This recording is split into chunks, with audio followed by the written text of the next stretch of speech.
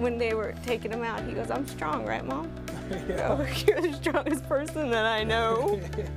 He proved to be remarkably brave, because this plan would not have worked if he was not as calm and as brave as he was.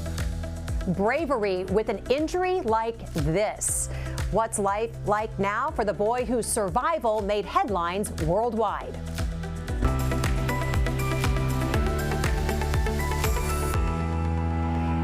And good morning. It is Tuesday, February 7th. I'm Jessica Lovell. Welcome to the Morning Medical Update.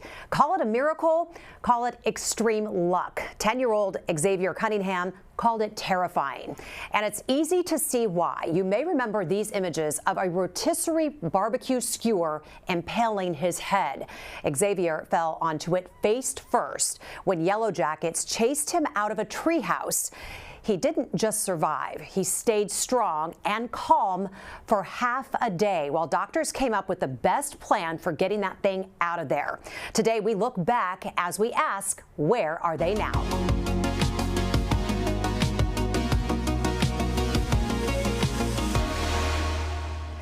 And we welcome now 15-year-old Xavier Cunningham alongside his dad, Shannon Miller. And here with me in studio, the Dolph C. Simons Jr. Family Broadcast Studio, is Dr. Koji Ebersol, endovascular neurosurgeon here at the University of Kansas Health System and lead surgeon for Xavier's case. Always good to see them again, isn't it? Oh, absolutely. It's great. We love reuniting you with these patients because I know life goes on for everyone, but to kind of have that full circle moment where you can be together again is so fantastic. And Xavier, you were 10 years old back then. You're 15 now. When you look back at this accident now and hear about it and talk to mom and dad about it, what do you make of it? What do you tell people? Well, I tell them what happened. Mostly. And Shannon, Dad, same question. When you think about it, when you look back, 5 years is a long. It probably feels like yesterday, but it also feels like a long time ago. Tell us what you made it of, you and your wife. Well, I mean, it was just a pretty miraculous experience to live through.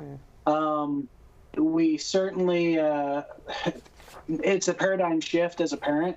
Now you perceive everything as incredibly valuable. The small moments now become huge, and you just grow to appreciate every second you have with your kids, Absolutely. It is a lesson no one really wants to have to learn, but you make the best of it.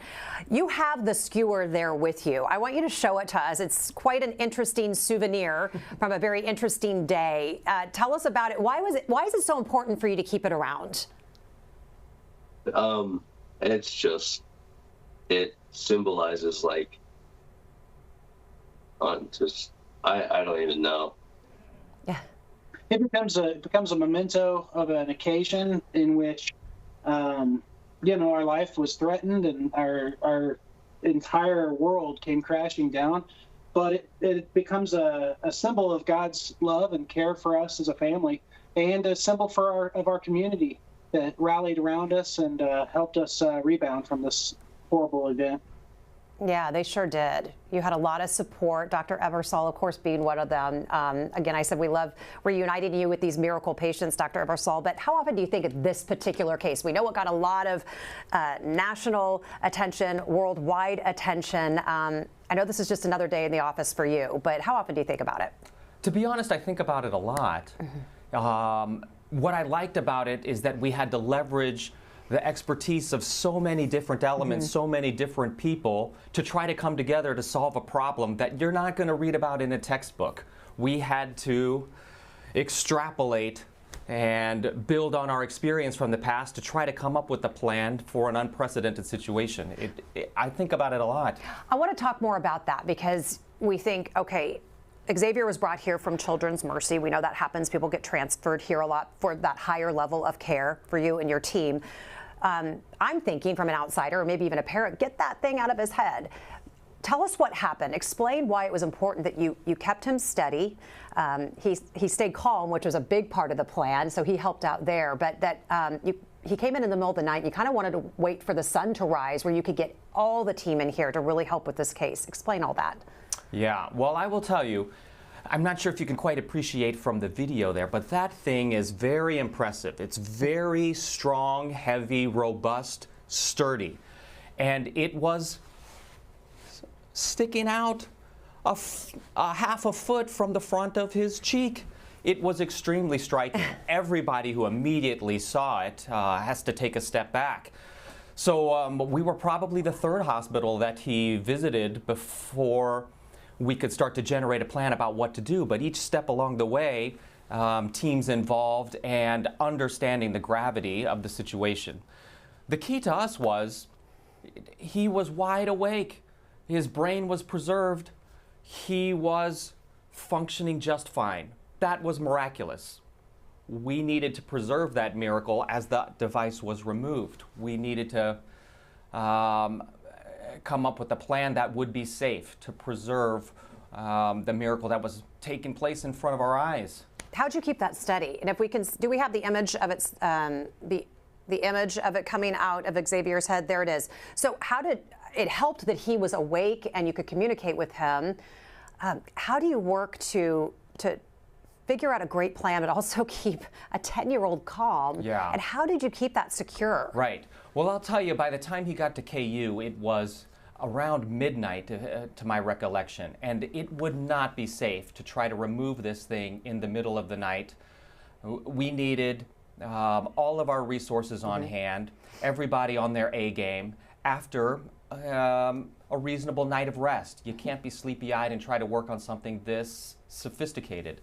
So we needed to buy some time. What I thought would be the most reasonable thing to do would be to use the breathing tube and put Xavier to sleep so he wouldn't have to be thinking about this thing projected here. But it turns out that the teams that would be able to place the breathing tube were extremely concerned that that degree of manipulation would potentially change our outlook and force our hand there. So we were stuck in a situation where we either do this delicate thing in the middle of the night, or preferably Xavier work with us and hold steady and be brave until the morning comes, and we by then would have a plan together with the multidisciplinary team all working at the same time. Xavier, did you feel pain? Do you remember how you felt? I didn't feel anything.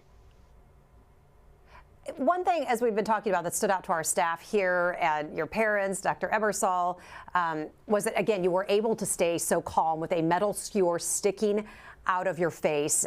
Here's what your mom and Dr. Ebersol said back then.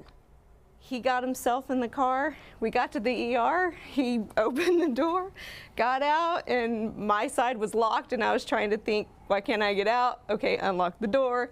And he's like, come on, Mom, we gotta go. I go, I'm coming, baby, I'm coming. If he forced our hand because he was too agitated and wanted to pull the device, we would have had to try to do this in the middle of the night, and I don't think it would have turned out as well because the forethought and the planning would not have been able to be in place. So his ability to be calm in a very dramatic situation is what helped us to finish the task. Xavier, do you remember telling yourself to stay calm? Was it the staff around you, or did it just come naturally for you? Honestly, it was just like, I felt very comforted having like all the doctors around me, having my family around me and stuff. And so I guess it sort of just came natural from that. Well, you were a big part of that plan. Without your calm demeanor, Dr. Ebersol wouldn't have been able to do and work his magic. So what I think instinctually a lot of us would have gone to touch it and pull that out of our head back at the house when this all happened, not even at the hospital, but when this happened. Why didn't you grab it? What gave you that insight to know, I need to keep this where it is? Well, it was like a month prior. I was a huge Marvel fan, and we had gone to see the Black Panther movie. And at the end, Killmonger, he removes the shrapnel, I think, shrapnel from his chest, and then he just immediately collapses over. Okay, so Black Panther movie, you literally thought of that in all of this chaos.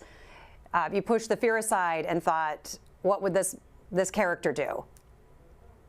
Pretty much, as a 10-year-old Pretty much. boy. Dad, what? You love that. There you you like go. that, right? Perfect. Using what he's learned, okay? Dad, when you hear that, what did you make of that when you said that he remembered something? We always hope that our kids see something good or positive or hear some good advice and they remember it at the perfect moment. How did it feel to know that your kid jumped in and took the reins like that and knew what to do? We were pretty relieved. Pretty relieved. I remember seeing the movie with him, and he was really touched by that moment in the movie. It's like the grand finale of the film, as he passes on.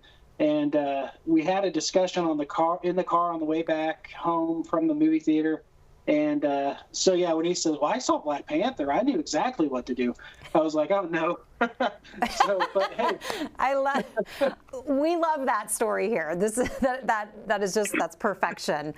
I want to go back and just a couple more questions for Dr. Ebersol about the skewer and how close it came to Xavier's arteries.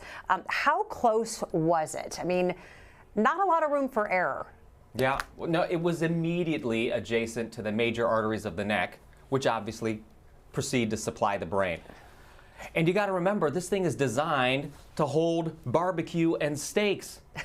How are we going to get this thing out safely and not traumatize the tissues? That was all of our concern. It was immediately adjacent, you see it on that picture there, to the carotid artery. You need that thing. You need that thing. Okay, I want to show one more time. I want to show when you're actually pulling it out. This is when this team all comes together. Hours have been put into this moment. Walk us through it. Well, the key was making sure that we don't traumatize those critical vessels on the way out, because you see that the skewer has a barb on the end because it's designed to hold steaks.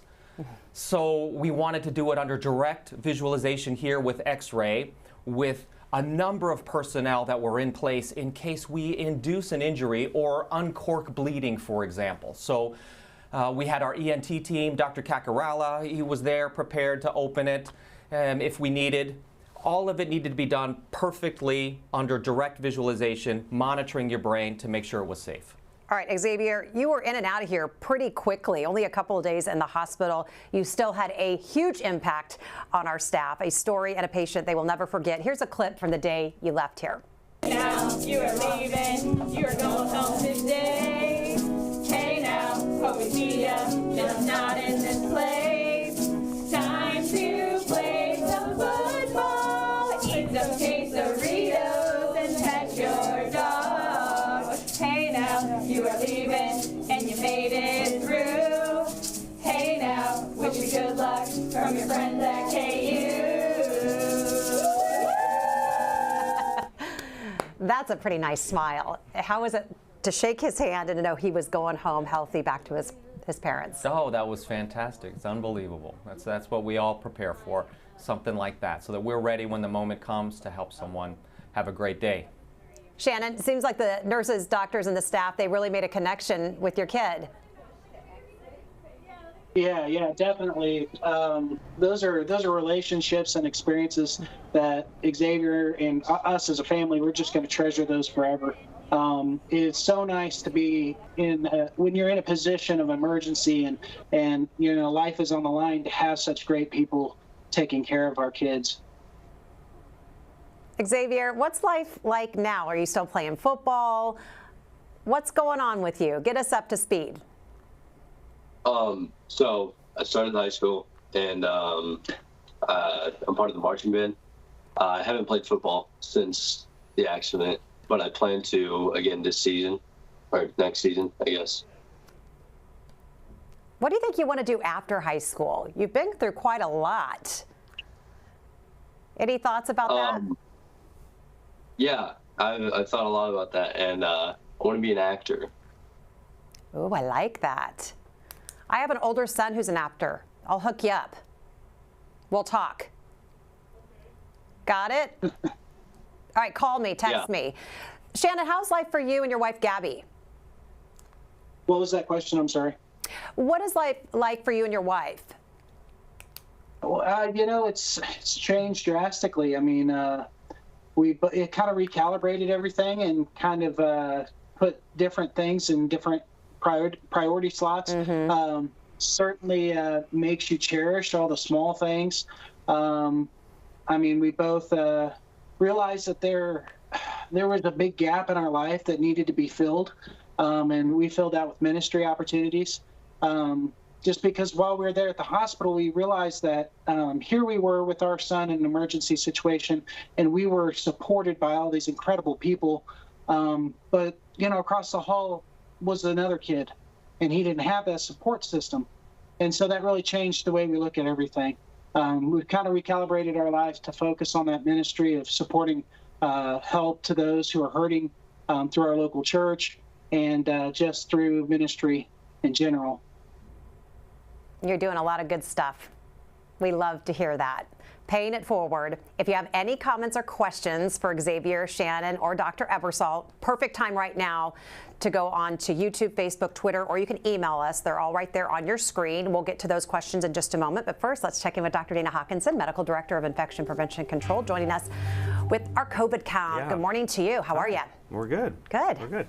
COVID count today, you know, still steady, mid-20s, 27 active, 54 total. But of those 27 that are active, 5 are in the ICU, 2 in the ventilator, really same as yesterday. So we're just kind of seeing this plateau right now, which is good. We don't want to see an increase, and we would certainly like to see a decrease. Less and less people in the hospital with symptoms from COVID is always going to be better. All right, Doc Hawk, headline for you this morning. U.S. government going to stop buying COVID vaccines directly from companies like Pfizer and Moderna. That, of course, means no longer free. In most cases, your insurance company will be picking up that cost. But not everyone has insurance, as we know. And at the same time, the vaccine companies have talked about quadrupling the price of the vaccine sometime in this year. Do you think this will end up reducing vaccination rates? What do you think the effect of this will be?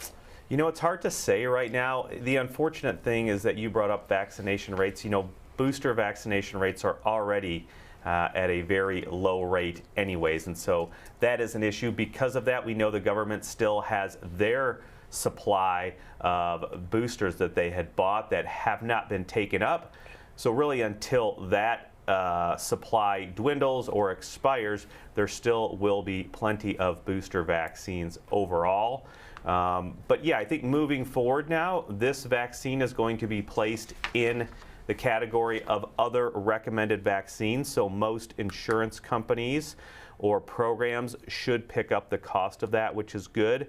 But overall, we know that there is just overall low uptake of the booster vaccines. And unfortunately, I think it speaks to broader terms as well. I think there's just a lower than optimal uptake of other recommended vaccines, especially those childhood vaccines, which are so vitally important in protecting children, but also other people in the home from those diseases, which we really don't see a lot of here in the United States right now since we've had these programs in place. So it's vitally important to stay up on those recommended doses and vaccines. But moving forward, I would encourage you to talk to your insurance companies and talk to your insurance providers or any other programs that you are involved with that will help cover the cost of those vaccines.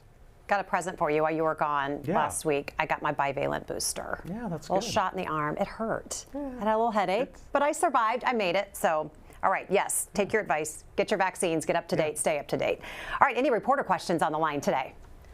Okay, let's get to some community questions. Joellen wants to know, and we kind of talked about it earlier on, but what time of day did Xavier fall and when was it removed? Shannon, Xavier, when did the fall happen? Oh, wow. It was early 2. Yeah, early afternoon, so 2 o'clock. Yeah. About 2 o'clock. Okay, this horrific accident happens. Dr. Ebersol, by the time he gets to you, what time is it? And by the time it's out? Yeah, it was middle of the night, around midnight, I think, when he was at KU. So then we built the plan for the following morning, and the plan required him to be put to sleep safely, and then an operation was performed in the neck to expose the vessels in case there was tremendous bleeding, and then after that we worked to take the device out. So it was probably by around 11 or noon the next morning that the device was physically removed. Almost 24 hours. I agree. When did you get sleep? Did you sleep? I did sleep. I did sleep. Do you sleep? That is When do part you of sleep? the job. I think you train yourself that you know you have to be ready the next day, and you're not going to be ready if you don't get rest. Okay, good. I just want to make sure you're getting lots of rest. Kathy says, what a miracle. We all agree. Kathy wants to know what the recovery was like for you, Xavier. Anything specific that you had to do or not do? No, not really. Shannon? Yeah, Dad, what did you, were you like handling him really carefully and making sure he was like, you know, wrapping him in bubble wrap? What were you doing? Yeah, we tried to.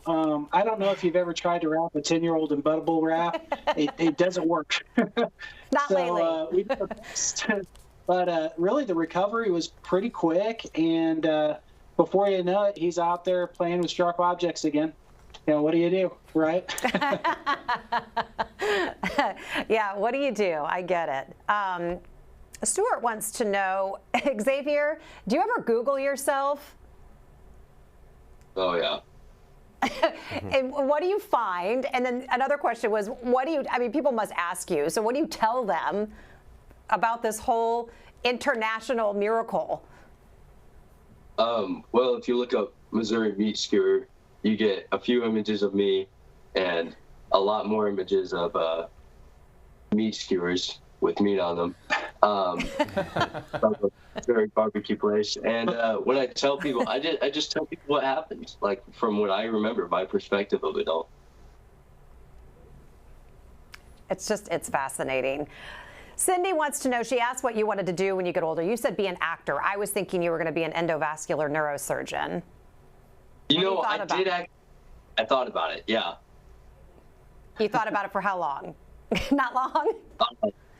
It was like 2 months. I started looking into like things like to be a doctor and stuff. And then I was like, you know, neurosurgeons saved my life, so I might as well like look into that. So I did for a while. And then I just realized it wasn't really what I wanted to do.